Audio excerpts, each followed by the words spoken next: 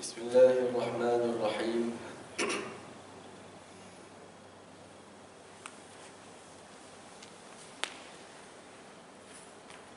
Assalamualaikum warahmatullahi wabarakatuh. Innal hamdalillah nahmaduhu wa nasta'inuhu wa nastaghfiruh wa na'udzu billahi min shururi anfusina wa min sayyiati a'malina. من يهده الله فلا مضل له ومن يضلله فلا هادي له أشهد أن لا إله إلا الله وأشهد أن محمدا عبده ورسوله اللهم صل وسلم على سيدنا محمد وعلى آله وصحبه وبارك وسلم رب اشرح لي صدري ويسر لي أمري واحلل عقدة من لساني يفقهوا قولي ربنا زدنا علما وارزقنا فهما وصلى الله وسلم عليه والحمد لله رب العالمين. Yang saya hormati barisan imam, barisan Bilal, barisan siap surau, ahli jawatan kuasa tinggi, ahli jawatan kuasa kecil surau, seterusnya muslimin, muslimat yang tak mampu saya sebutkan satu persatu nama hadirin sekalian, namun tidak mengurangkan rasa hormat saya, rasa kasih saya kepada anda semua. Muslimin, muslimat yang dirahmati Allah, suka untuk saya ingatkan yang mana belum berniat i'tikaf di surau di masjid ini agar berbuat demikian. Moga duduknya kita saat ini Allah limpahkan rahmat, ketenangan, keampunan, diperkenankan doa-doa kita. Moga duduknya kita saat ini di tempat kita solat, para malaikat terus menerus mendoakan kita dengan 3 doa dalam hadis sahih. Apa doa malaikat kepada kita sekarang ini? Ya Allah, ampunilah dia, ya Allah, rahmatilah dia, ya Allah, terimalah taubat dia. Sampai bila malaikat doakan kepada kita dengan 3 doa yang telah disebutkan tadi, sampai kita melakukan salah satu dari 2 perkara. Yang pertama berhadas, batal air sembahyang lah, ataupun yang kedua kita menyakiti orang lain. Bila berlaku salah satu dari 2 perkara tersebut, maka doa yang 3 tadi yang malaikat saat ini sedang mendoakan kita, dia akan stop. Jadi dengan doa kebaikan, keberkatan malaikat itu, Allah berkati usia dan terima taubat kita. Amin ya rabbal alamin. Tuan-tuan muslimin, muslimat yang dirahmati Allah, insya-Allah pagi ini kita akan lihat beberapa ayat Al-Quran yang kita akan tadabbur. Banyaklah, jadi tuan-tuan boleh prepare lah dengan kertas ke handphone ke nak tuliskan. Kita akan membincangkan khusus berkaitan dengan adab berdoa, tetapi kita akan ambil dia punya sumber asasnya daripada Al-Quran. Kita akan tadabbur daripada ayat ni. Selain kita faham dia boleh kita guna untuk doa, apa teknik doa yang kita boleh apply daripada susunan doa tersebut. Begitulah seterusnya. Jadi kita akan lihat sebuah sedikit, moga-moga jadilah panduan buat kita untuk apa? Untuk kita memperbanyakkan berdoa dan lebih yakin kepada Allah ketika mana berdoa. Tuan-tuan muslimin, muslimat yang dirahmati Allah, kita sedia maklum kita berada pada bulan Rajab dan hujung-hujung kan. Bulan Rajab dan Ramadan kan. Bulan Rajab disebutkan dalam Al-Quran salah satu bulan-bulan haram, yang mana bulan ini dimuliakan, disucikan oleh Allah. Kan bulan-bulan haram tuan-tuan dah sedia maklum ada 4 bulan, 3 serangkai, 1 terasingan. Zulqa'dah, Zulhijjah, Muharram, dan 1 yang terasing sekarang bulan Rajab. Jadi Ibnu Abbas ketika menafsirkan ayat Allah dalam surah At-Taubah berkaitan bulan haram ini, beliau mengatakan bulan ini Allah sucikan, Allah muliakan. Jadi andai kita melakukan amal soleh, maka dilipat gandakan ganjarannya. Adapun kalau kita melakukan maksiat atau dosa kepada Allah, kita risau Allah lipat gandakan dia punya azab, wal'iyadzu billah. Jadi kita kena lebih menjaga diri kan, pelihara diri kita dan memperbanyakkan ibadah pada bulan-bulan haram, juga pada bulan yang lain. Daripada itulah Nabi SAW bersabda dalam sebuah hadis yang diriwayatkan oleh Imam Ahmad Ad-du'a huwal ibadah. Doa itu adalah satu ibadah. Jadi dalam bulan Rajab ni, begitu juga bulan yang lain, kita kena faham bila kita berdoa, kita kena sedar kita sedang beribadah. Hebatnya Islam, kita minta pada Allah pun dikira ibadah, dikira pahala ibadah. Tak dapat apa yang kita doa, paling kurang kita dapat pahala ibadah. Jadi perbanyakkan doa. Kerana itu ketika mana Nabi menyebutkan ad-du'a huwal ibadah, doa itu ibadah, lalu para sahabat Nabi tanya kepada baginda, waktu bila yang kami nak kena doa tu? Kan? Ataupun dalam riwayat yang lain, bila Nabi sebutkan hadis itu, terus Nabi membaca sepotong ayat Al-Quran. Yang mana ayat ini, awal itu kita duk dengar selalu.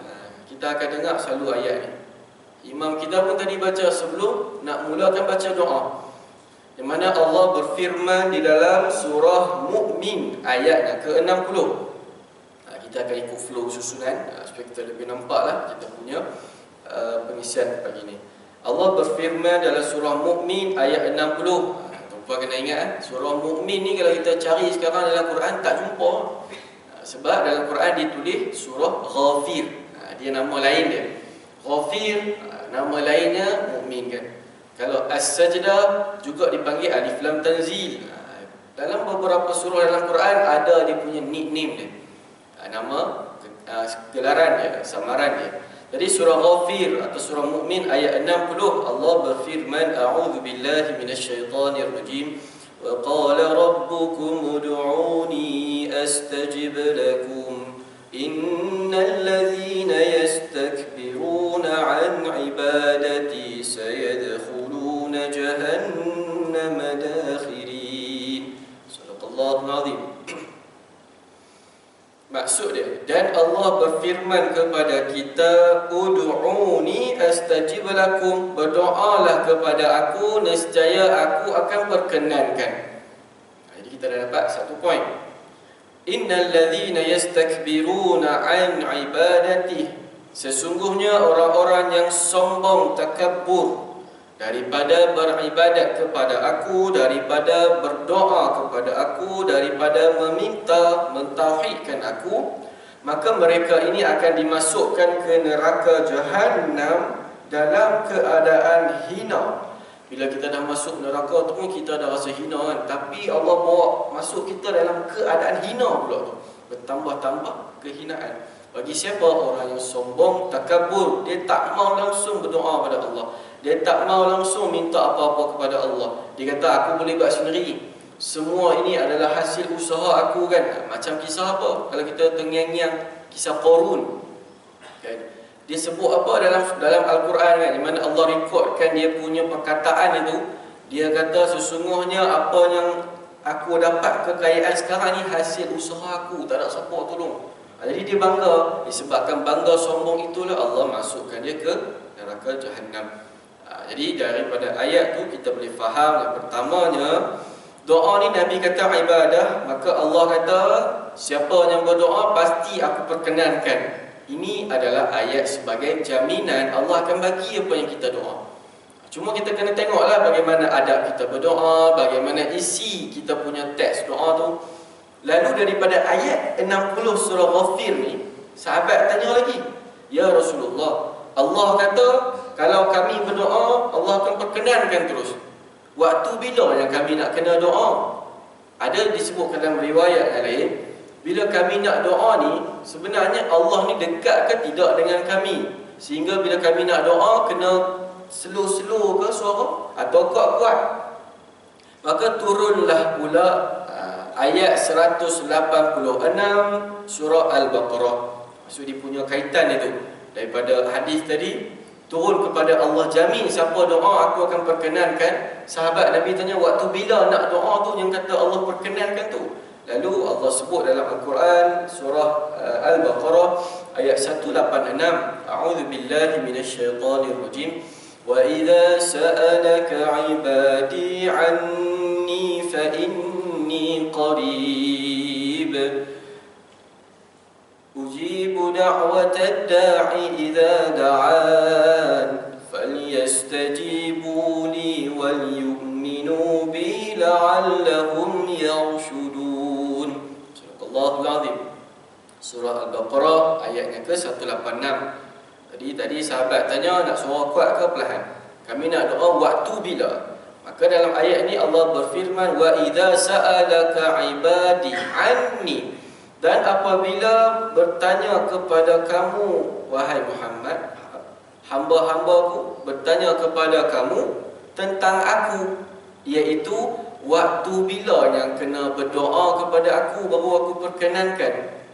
Allah jawab, fa inni qarib, sesungguhnya wahai Muhammad bagi tahu dekat hamba aku, fa inni qarib, aku sangat dekat dengan dia. Dalam tafsir Tabari mengatakan, aku dekat dengan hamba aku ini anytime, setiap masa. Bila mana dia berdoa, aku ada. Macam kita lah kan, kawan susah senang. Bila time kita susah, mesti kawan ni ada. Ini Allah. Yang mana disambung dalam ayat sebelah dia, daripada sambungan ayat tu, ujibu da'watad da'i idza da'an. Allah kata sesungguhnya aku sangat dekat kepada hamba-Ku ketika mana dia berdoa. Allah kata apa? Aku akan memperkenankan doa-doa orang yang berdoa ketika mana dia doa. Makna dia, bila kita doa saja, istajib lakum, Allah perkenankan. Jadi ini poin pertama, yang mana kita kena yakin dan faham, asal kita doa, Allah dah janji dia akan bagi. Allah janji dia akan bagi. Tetapi dalam ayat yang sama Allah sambung, falyastajibu li. Istajibu ni kalau kita faham bahasa kita ni mustajab kan. Apa makna mustajab? Memperkenankan, menyahut, menerima.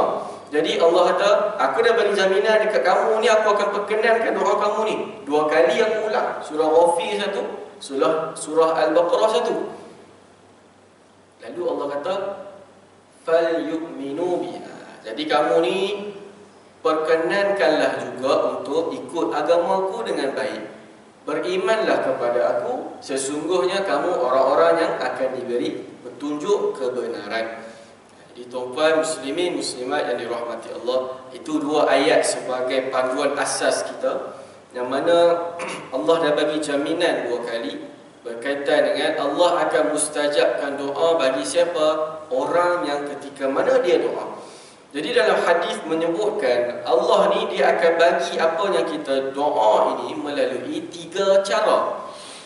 Yang pertama, Allah akan bagi apa yang kita nak. Itu kita banyak kali dapat kan. Allah akan bagi apa yang kita nak. Yang kedua, Allah simpan dekat akhirat. Dia tak bagi dekat dunia, tapi dia bagi dekat akhirat. Apa yang kita minta semisal dengan akhirat. Ataupun yang ketiga, Allah menyelamatkan kita, memelihara kita daripada kemudaratan yang sama macam kita doa. Contoh kita doa nak kereta Civic yang baru kan, tapi Allah tak bagi. Sedangkan kita lupa Allah dah selamatkan kita dari kemudaratan, maintenance tinggi, bulanan tinggi kan, apa-apa benda akan jadi masa akan datang, Allah dah stop siap-siap. Jadi sebab itu kita kena yakin dan tetap bersangka baik kepada Allah. Macam kita lah kan, kalau anak kita, cucu kita tu kecil lagi, bawah 10 tahun umur dia, dia pegang pisau, cepat-cepat kita marah, kita lari ambil pisau. Sebab apa? Dia belum layak memegang pisau, dia belum layak memegang benda tersebut. Begitu juga kita kan. Allah tahu apa yang terbaik dan bilakah masanya sesuai aku bagi benda yang kamu nak ni. Tapi penghujungnya kita tetap kena bersangka baik kepada Allah Subhanahu wa taala. Baik. Sebelum kita masuk adab-adab yang kita akan ambil daripada ayat Quran saja. Kita akan ambil daripada bagaimana para nabi berdoa. Kita sebutlah sikit beberapa waktu-waktu mustajab berdoa. Yang pertamanya sepertiga malam akhir. Kita kena sedia maklum malam terbahagi kepada 3 kan. Sepertiga malam pertama, sepertiga malam kedua, sepertiga malam akhir, iaitu sepertiga malam yang ketiga. Jadi yang sepertiga malam akhir ini adalah waktu lebih kurang, kalau sekarang kita subuh pun 6.19, 6.17 kan. Jadi waktu sepertiga akhir itu bermula lebih kurang pukul 4 lebih dan ke atas. Sampai bila? Sampai subuh. Jadi itu waktu sepertiga akhir malam, ada ganjaran khusus, ada diberi jaminan juga dimustajabkan doa. Sebab apa kita nak sebut waktu mustajab doa? Yang pertama tadi, Allah ada janji kita kalau doa Allah nak bagi. Tapi bila kita buat ibadat doa ni pada waktu mustajab doa, kita harap lebih cepat, istilah dia Allah berkenankan lebih doa kita ini Allah beri apa yang kita nak. Itu yang pertama. Yang kedua, pada hari Jumaat, seharian hari Jumaat tu disebutkan dalam hadis sahih bahawasanya ada 12 waktu yang Allah standby nak mustajabkan doa kita. Jadi para ulama bincanglah waktu bila. Mereka duk study, tolaah kan, kaji-kaji waktu bila ni kan. Sehingga daripada 12 waktu tu mereka keluarkan 42 pendapat berkaitan dengan hari Jumaat tu waktu bila mustajab. Tapi daripada banyak tu kita boleh faham bahawa, jangan kita faham nak detail tu, kita faham yang pertama, rupanya seharian tu kalau kita manfaatkan doa, kemungkinan Allah perkenankan. Sebab apa? Terkena pada waktu mustajab doa. Tapi yang paling kuat, pandangan yang paling kuat ialah ada dua. Yang pertama, ketika mana khatib berada di mimbar, kan dia mula tu sampai dia habis, waktu tu mustajab berdoa. Kita digalakkan, diwajibkan beri perhatian. Malah sunnah kita lihat khatib. Tapi hati kita kalau kita nak doa, kita doa. Ataupun kita buat apa-apa perkara yang kita nak merintih, mohon ampun kepada Allah, boleh kan? Benda tu diharuskan kerana waktu itu waktu mustajab berdoa. Adapun pendapat yang kedua ialah selepas asar dan lebih tepat akhir-akhir asar, kan? Lepas asar, contoh pukul 5 kan, sampai pukul 7, kita bagi gambaran umum, asar 5 sampai 7 dia punya waktu dia. Jadi waktu bila kita nak kejar waktu mustajab hujung-hujung Jumaat ni, pukul 6 lebih, 6.30 dan ke atas sampai waktu maghrib. Itu waktu-waktu akhir yang mana disebut dalam hadis yang lain yang memperkuatkan kata waktu ni yang betul-betul waktu mustajab. Jadi kita cuba buat, kita balik kerja ke apa ke, kita tetap doa dalam hati. Kita ingat waktu ni waktu mustajab. Jadi kita banyakkan berdoa. Itu hari Jumaat. Yang kedua, di antara azan dan iqamah. Setiap kali tuan-puan main masjid surau mesti ada waktu ni. Kan? Di antara azan dan iqamah ini waktu mustajab berdoa. Sebab tu Nabi ajar apa adab yang kita kena buat selepas mendengar azan ataupun ketika mendengar azan. Yang pertama, Nabi suruh kita jawab azan, itu kita dah tahu. Yang kedua, habis dia la ilaha illallah, kita pun jawab la ilaha illallah. Kita selawat sekali, Allahumma salli ala Muhammad kan wa ala ali Muhammad. Ini Nabi ajar. Lepas dia selawat, dia doa selepas azan yang kita dah hafal tu. Maka bila kita buat tiga perkara ini, Nabi janjikan syafaat. Kan? Nabi janjikan syafaat kepada mereka yang istiqamah dan melazimi tiga perkara ini. Kita tambah yang keempat dengan apa? Kita mengucap dua kalimah syahadah. Asyhadu an la ilaha illallah wa anna Muhammadar Rasulullah. Lalu kita menyebutkan raditu billahi rabba wa bil islam dina wa bi Muhammad nabiyyan wa rasulah. Buat lima ni. Yang hujung ni kita tambah, dijanjikan dalam hadis sahih diampunkan dosa dia yang terdahulu. Campur yang keenam apa? Nabi suruh banyakkan berdoa. Kerana waktu selepas azan nak menantikan solat fardu bersama imam, waktu mustajab berdoa. Jadi kita janganlah duduk menyembang waktu tu, rugi ya. 5 minit je lebih kurang kalau kita buat solat sunat kan. Kita diam je lah, berzikir je lah, istighfar je lah pada Allah. Jangan kita hilangkan waktu itu dengan apa? Dengan kita bercakap perkara yang tidak bermanfaat. Yang seterusnya, setiap sujud dalam solat. Ini waktu mustajab berdoa, setiap sujud dalam solat. Bukan hanya sujud terakhir. Kita kadang puluh yang bolah, kita puluh yang last je. Kan? Padahal setiap sujud yang ada 3 lagi tu, yang ada 1 lagi tu, yang ada 2 lagi tu, kita abaikan. Jadi kalau kita nak doa banyak kan, kita nak manfaatkan solat kita pada waktu sujud dengan nak berdoa, kita bahagilah doa tu seorang sikit pada setiap sujud. Biar solat kita sama je. Tapi kalau kita solat seorang-seorang, kita nak buat sujud terakhir itu lama, tidak ada masalah. Tapi kalau imam, dia tak boleh buat benda tu. Dia tak boleh lama-lama ketika sujud. Cukup je syarat dia baca 3 kali atau 5 kali tasbih, dia kena bangunlah. Makmum pun sama, makruh hukum dia. Kalau kita apa, Tok Imam dah nak bagi salam, dia nak bangun sujud. Sebab apa? Nabi sebutkan dalam hadis, bila mana imam memberi salam, bila mana imam mengangkat takbir ataupun menyebut takbir, kamu kena ikut takbir juga. Imam Allahu Akbar, kita pun Allahu Akbar, kita kena kejar imam. Tapi Nabi tak sebut bila mana imam bagi salam, kamu kena bagi salam, tak. Sebab apa? kita nak masuk poin yang kelima. Sebab waktu mustajab berdoa ialah sebelum memberi salam. Kan fil alamin innaka hamidum majid. Jangan beri salam dulu kita doa apa-apa. Sebab dalam hadis banyak, lebih kurang 10 ke 15 hadis Nabi cerita, para sahabat dengar Nabi banyak doa pada waktu sebelum bagi salam. Jadi sebab tu juga wallahu a'lam, ulama hadis syarah, sebab tu Nabi tak kata bila imam bagi salam, makmum kena bagi salam. Sebab nak bagi peluang makmum perbanyakkan doa pada sebelum beri salam. Jadi tidak ada hukum makruh. Yang sujud lama tu ada hukum makruh. Tapi kalau dia buat seorang-seorang dekat rumah, tak ada masalah. Cuma kita nak bagi tahu setiap sujud waktu mustajab berdoa, bukan hanya pada sujud yang terakhir. Dan yang ke-6, ketika hujan. Sekarang ni kita musim hujan, jadi banyakkan berdoa. Nabi apabila angin datang bawa awan, dah gelap langit, hujan nak turun, isteri Nabi Aisyah tengok muka Nabi dah takut-takut, muka Nabi dah gerun-gerun. Jadi Aisyah tanya, kenapa kau macam takut-takut bila hujan nak turun ni? Kan, kenapa kau macam berhati-hati ni? Sedangkan orang lain kalau hujan nak turun, seronok, girang-gembirang kan, seronok hujan nak turun. Nabi jawab apa? Lupakah kita bahawasanya umat yang terdahulu pernah didatangkan khabar gembira awan, angin, nak kata macam hujan, rupanya itu Allah turunkan azab. Jadi Nabi takut ketika mana hujan dah main gelap, dah main ribut, Nabi takut. Sebab tu bila mana angin kuat, ada doa dia. Awan makin gelap, ada doa dia. Hujan turun, ada doa dia. Hujan lebat, ada doa dia. Semua Nabi buat dengan teks-teks doa yang tertentu, kita kena cari. Makna dia apa? Itu waktu mustajab berdoa. Yang kedua, kita jangan seronok sangat bila hujan. Saya rasa sekarang kita dah alert dah kan. Semalam hujan lebat, kita dah risau ayak naik ke mana pula kan, highway naik ke mana. Jadi boleh sebenarnya kita nak risau bila hujan turun terlampau lebat, tapi kita juga dianjurkan berdoa moga Allah pelihara kita daripada keburukan hujan, keburukan anginnya, keburukan dia punya akibat daripada air tersebut. Dan yang terakhir waktu mustajab berdoa ialah hari Rabu. Hari Rabu di antara Zuhur dengan Asar. Itu adalah waktu doa mustajab. Jadi hari Rabu tu kan, lepas kita duduk lunch tu kat tempat kerja tu, teringat ni waktu mustajab, sambil buat kerja doa. Hadis ini ada dalam kitab Adab Al-Mufrad, juga hadis ini disebutkan dalam riwayat Imam Ahmad. Jadi kita rebut habis masuk je waktu Zuhur, maka daripada waktu itu sampai Asar lebih kurang 2 jam lebih, waktu itu waktu mustajab berdoa. Ada kisah dia, biasa kita akan sebut kisah ni waktu pergi umrah kan.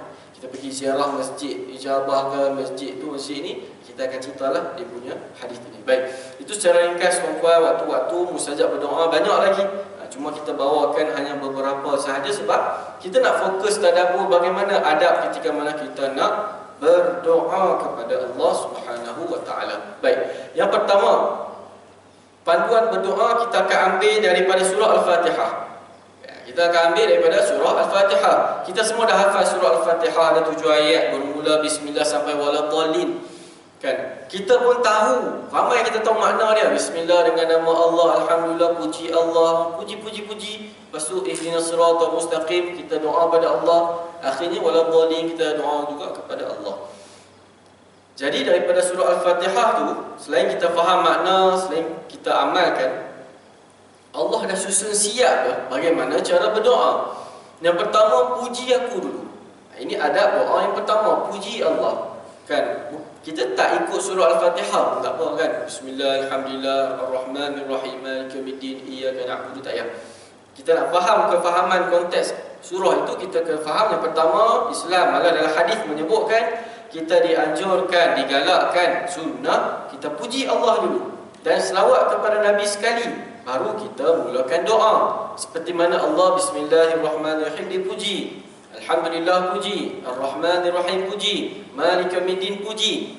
Yang kedua, apa yang kita boleh dapat? Ikhlaskan diri. Ambil daripada ayat Iyyaka na'bud, kepada Engkau sahaja ya Allah kami sembah, kepada Engkau sahaja kami minta tolong. Yang pertama, ikhlaskan diri sebab Iyyaka na'bud, kepada Engkau kami sembah. Tak ada yang lain kami sembah, tak ada yang lain kami nak berdoa kerana lain. Wa iyyaka nasta'in, tu kita mengisytiharkan kelemahan diri kita. Sebab apa? Kita nak minta tolong dia. Daripada tu kita dah dapat 3. Pertama, puji Allah dan selawat. Yang kedua, ikhlaskan diri. Sebab kadang orang ni doa dia tak ikhlas kan. Kan dalam tahlil tu kita ada doa. Malah doa itu yang memperkuatkan apa yang kita baca Quran sebelum tu supaya dihadiahkan pada arwah. Nak disedekahkan pada arwah. Doa tu yang poin penting ulama susun dah. Sehingga dia ada doa khusus kan, Allahumma ja'al wa awsil wa taqabbal thawaba ma qara'nahu min al-Quranil azim. Itu doa khusus yang penting pada amalan tahlil kita. Tapi kalau kita pergi tahlil, pergi kenuri kan, orang ajak baca doa, kita pergi sebab kambing golek kan. Kita pergi sebab makan, kita pergi sebab benda lain. Bukan sebab kita nak baca Quran, nak berdoa kepada arwah atas sebab dia saudara muslim kita. Rugi ya. Jadi ayat ni Allah ajar. Yang kedua, ikhlas. Yang ketiga, kita bagi tahu kita ni hamba ni, kita ni lemah ni. Pada ayat wa iyyaka nasta'in. Ihdinas siratal mustaqim ni kita boleh belajar apa adab dia. Bila nak baca doa, bila nak sebut doa, dia direct. Tak payah nak kona-kona bunga-bunga, tak payah. Kita nak kaya harta, ya Allah bagilah aku kekayaan harta. Cuma Allah sambungkan ghairil maghdubi alaihim siratal ladzina an'amta alaihim ghairil maghdubi alaihim waladdallin. Ayat yang ketujuh tu bagi tahu apa? Bila kita nak doa satu benda, mula-mula kita doa secara umum, kita nak kaya contoh. Tetapi kita sambung sikit apa? Ya Allah, jangan bagilah kekayaan aku yang kau nak bagi ni kekayaan seperti orang-orang soleh yang mana mereka suka bagi sedekah, mereka tidak kedekut. Janganlah jadi kekayaan aku ni macam orang-orang kufur, orang-orang yang dengki, orang-orang yang bakhil kepada engkau. Itu ayat dia kan, siratal mustaqim, ya Allah bagi kami jalan yang lurus. Tapi lepas tu kan kita sambung jalan orang-orang yang beriman yang kau bagi nikmat, bukan jalan orang-orang yang Yahudi dan Nasrani. Itu dalam doa kita. Kita boleh minta apa yang kita nak, cuma yang terbaiknya kita detail sikit, tak mau yang ni, nak yang ni. Gitu. Itu yang kita boleh ambil daripada apa? Daripada surah Al-Fatihah, iaitu di samping kita berdoa secara jelas apa yang kita nak, jangan berbunga-bunga, jangan kono-kono. Kita minta juga perlindungan dan keselamatan daripada Allah, daripada apa yang kita doakan tu. Baik, itu surah Al-Fatihah. Yang kedua, kita ambil dalam surah Maryam. Surah Maryam ayat 1 hingga 6. Surah Maryam ayat 1 hingga 6. Ayat 1 dan 2 Allah menyebutkan kaf ha ya ain sad. Itu huruf muqatta'ah kan, huruf terputus-putus, tidak ada tafsiran. Zikru rahmati rabbika 'abdahu Zakaria. Ketika mana Allah menceritakan berkaitan dengan seorang hambanya Nabi Zakaria. Iznada rabbahu nidaan khafiyya. Ketika mana dia merintih, memohon ataupun menyeru kepada Allah dalam keadaan apa? Dalam keadaan dia khafiyya, seruan, lantunan doa dalam suaranya perlahan. Ini adab yang ke-6. Bila nak berdoa, suara perlahan itu lebih afdal, seperti mana Nabi Zakaria berdoa. Perlahan, suaranya lirih, lebih kepada mendatangkan khusyuk daripada kita menjerit-jerit tu. Kan? Tapi ikut kepada kita, cuma agama Quran ajar yang terbaik dengan suara yang perlahan. Qala rabbi inni wahanal 'azmu minni washta'ala ar-ra'su syaiba. Lalu dia berkata kepada Allah, sesungguhnya tulang aku dah lemah-lemah. Kan? Rambut aku pula dah beruban putih, semua putih. Dan ya Allah, aku tak pernah kecewa ketika berdoa kepada Engkau. Ini banyak kita boleh ambil. Yang pertama, kan tadi kita kata berdoa dengan suara perlahan. Jadi daripada ayat yang keempat ini, kita dianjurkan macam tadi dalam surah Al-Fatihah. Kita dianjurkan mengisytihar kelemahan, kesilapan, kekurangan, kehambaan kita pada Allah. Kita nak minta pada orang macam kita tengok orang-orang yang minta kan, minta sedekah. Dia akan buat ayat-ayat sedih, ayat-ayat diri dia tu lemah, susah. Saya tak makan lama, saya nak duit sikit, gini. Begitu juga kita. Ini yang siapa tumpuan? Nabi Zakaria buat. Dia isytihar, aku lemah ya Allah, dah tua dah ni aku. Rambut berubah, tulang dah tak kuat ya Allah. Tapi ya Allah, aku tak pernah kecewa berdoa kepada Engkau. Nampak? Dia puji Allah balik. Daripada ayat yang keempat tadi tu, kita diajar, di samping kita letak diri kita ni lemah, kita angkat Allah. Kita puji Allah. Lalu kita bersangka baik kepada Allah. Itunya Nabi Zakaria buat. Yang ketujuh poin dia ialah daripada ayat yang sama, kita boleh ungkit ataupun kita boleh sebutkan balik doa-doa yang telah Allah kabulkan dulu tu. Saya yakin, tuan-puan, saya mesti ada doa yang dah Allah perkenankan buat kita. Jadi Nabi Zakaria ni, dia berdoa pada Allah dengan suara yang perlahan, dia istihar diri, dia lemah, dia susah, dia banyak kekurangan. Dia kata, aku tak pernah kecewa berdoa kepada Engkau, ya Allah. Dulu-dulu tu banyak dah Engkau bagi nikmat, Engkau perkenankan doa aku. Kita bersama kena buat doa tu. Ya Allah, dulu Engkau telah bagi aku rezeki, pekerjaan yang baik, ya Allah. Aku bersyukur sangat, ya Allah. Jadi Kau bagilah juga rezeki, pekerjaan yang baik kepada anak aku, contohnya. Kita ungkit balik doa yang lama. Kita tawasul balik dengan doa-doa yang lama. Yang mana Allah dah perkenankan. Ini yang dibuat oleh Nabi Zakaria alaihissalam. Lalu disambung pada ayat yang kelima, wa inni khiftul mawaliya min wara'i wa kanat imraati 'aqira. Sesungguhnya aku merasa bimbang akan kecuaian kaum kerabat aku menyempurnakan tugas agama. Isteri aku pula mandul. Tengok, Nabi Zakaria dah tua sangat, dah tak kuat. Dia kata isteri dia pula mandul. Lagi sekali Nabi Zakaria buat apa? Dia cerita benda lemah yang dia ada, benda susah sahaja yang dia ada. Lalu akhir sekali baru Nabi Zakaria kata apa? Kurniakanlah kepada aku seorang anak. Malah dalam ayat yang seterusnya diajar apa? Bila kita nak doa sesuatu, macam tadi dalam surah Al-Fatihah, kita sebut benda yang kita nak tu, biar Allah jadi ke arah kebaikan saja. Yang mana dalam doa ini Nabi Zakaria doa apa? Aku nak seorang anak yang Engkau redha dan yang Engkau berkati. Bukan anak kosong. Dalam surah Ali Imran disebut pula dzurriyyatan thayyibah innaka sami'ud du'a. Aku nak bagilah kepada aku anak yang thayyibah, baik, soleh, berbakti pada agama. Sebab apa? Aku nak wariskan agama ini kepada dia supaya dia berdakwah. Allah buat apa? Allah perkenankan doa baginda dalam ayat dalam surah Maryam, iaitu Allah mewariskan kepadanya yarithuni wa yarithu min ali Ya'qub waj'alhu rabbi radiyya. Di mana Allah akan mewariskan kepadanya dengan seorang anak yang akan mewarisi agama kamu dan juga agama Nabi Ya'qub. Nama dia apa? Yahya. Nabi Yahya, Nabi juga. Jadi ini adab dia yang kita kena ambil, yang kita kena buat daripada ayat ini. Cuma tadi surah Maryam, cuma sebab apa Allah perkenankan doa baginda? Kerana disebutkan dalam surah Al-Anbiya. Allah menceritakan dalam surah Al-Anbiya bahawasanya Nabi Zakaria ini sebelum dia berdoa minta apa yang tadi kita tahu dia nak minta seorang anak tu, Allah mengatakan dalam surah Al-Anbiya ayat 90, kami perkenankan doa dia, lalu kami bagikan kepadanya seorang anak yang bernama Yahya, dan kami solehkan anak ini. Innahum kanu yusari'una fil khairat. Sebab apa? Dia ni dulu waktu dia susah, dia tetap banyakkan amal soleh, dia tetap berdoa kepada Allah, dan dia ini adalah orang-orang yang khusyuk. Makna dia bila kita nak berdoa ni jangan tunggu kita susah. Dalam hadis pun banyak menyebutkan Allah garanti doa siapa? Orang yang dia bukan hanya cari Allah waktu susah, senang dia ingat Allah, dia jaga ibadat, time susah Allah ingat dia. Itu konsep biasa punya konsep.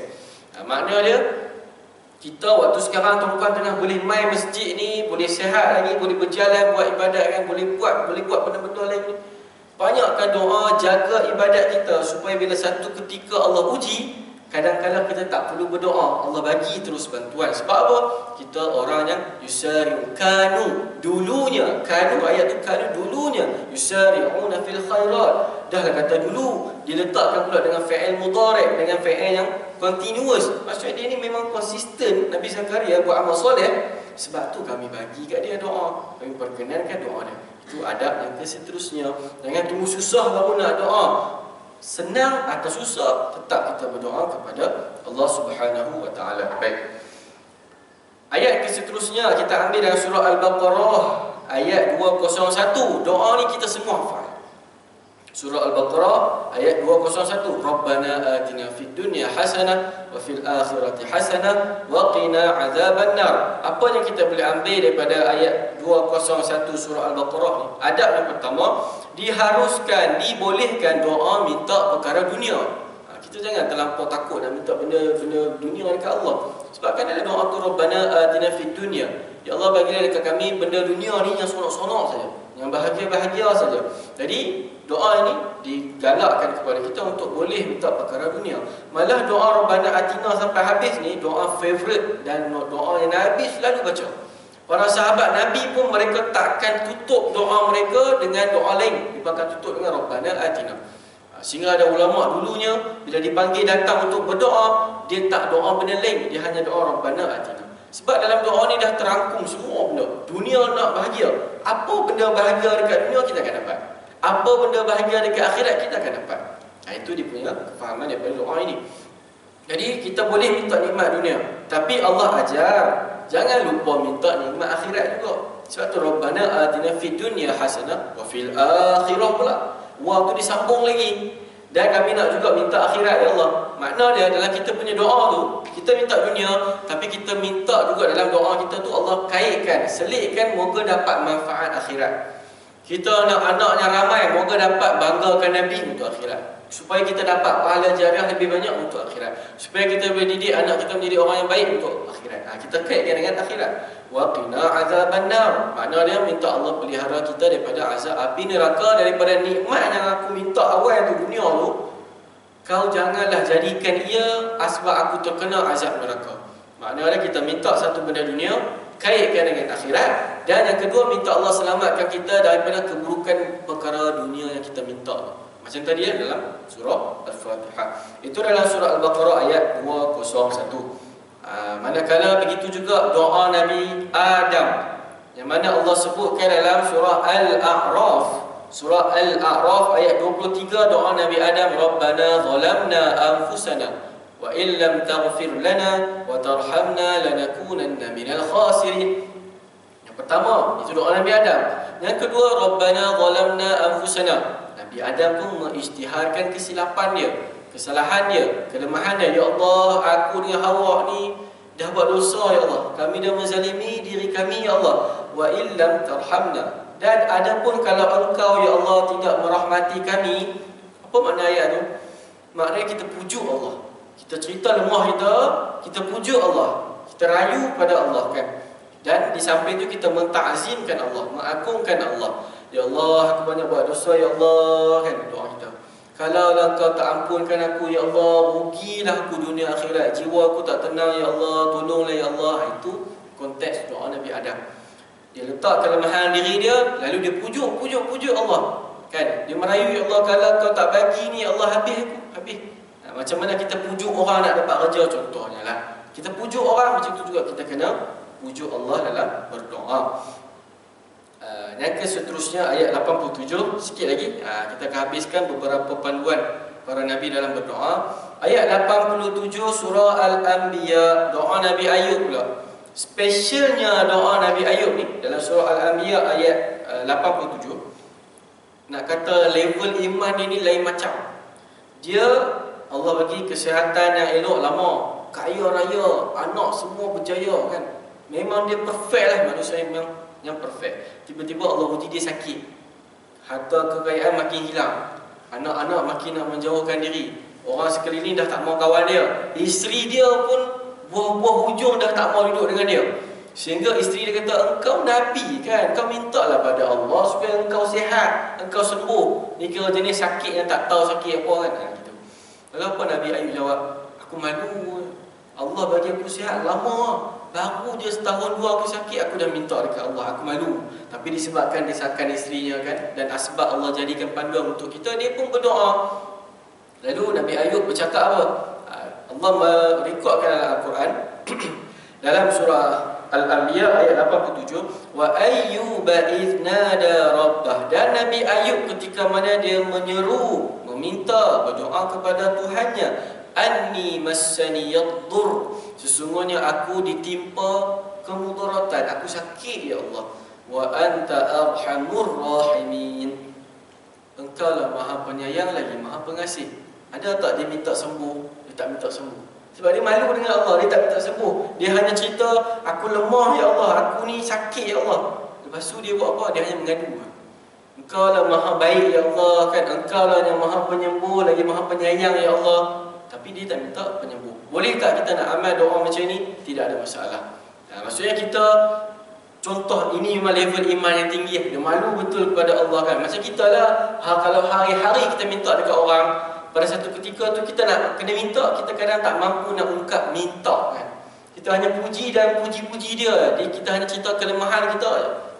Ini Nabi Ayub, dia punya level doa sangat tinggi di sisi Allah.